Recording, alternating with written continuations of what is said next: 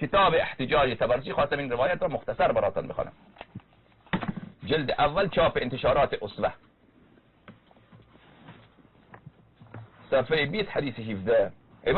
امام حسن عسکری علیه السلام فرمودن که امام صادق علیه السلام فرمودن من کان همه فی کسر النواصب عن المساکین من شیعتنا.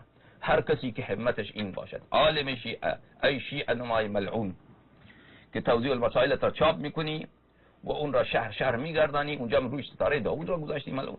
نه اصلا بله، شبکه داری، وبسایت داری، بعد نوبت که به بیان متائن میرسه میگین حرام، این فحاشیه. افسوس که شیعیان از دین خود بیگانه شدن.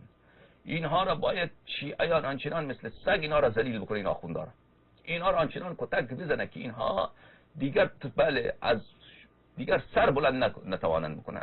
افسوس که مؤمن کم، مؤمن با غیرت کم، جوانان مؤمن کم هستند. ای خدا، بله وای از غربت امام امیر المؤمنین علیه السلام، وای از غربت حضرت زهرا سلام الله علیها، وای از غربت امام عصر عجل الله تعالی فرجه الشریف، که مردم از مال امام علیه السلام پشت اندر پشت خورده اند.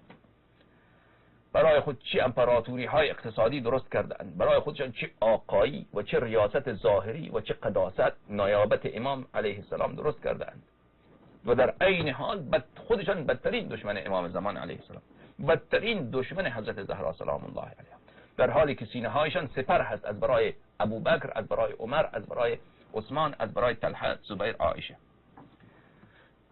چه مظلومیتی میکشد امام عصر علیه السلام.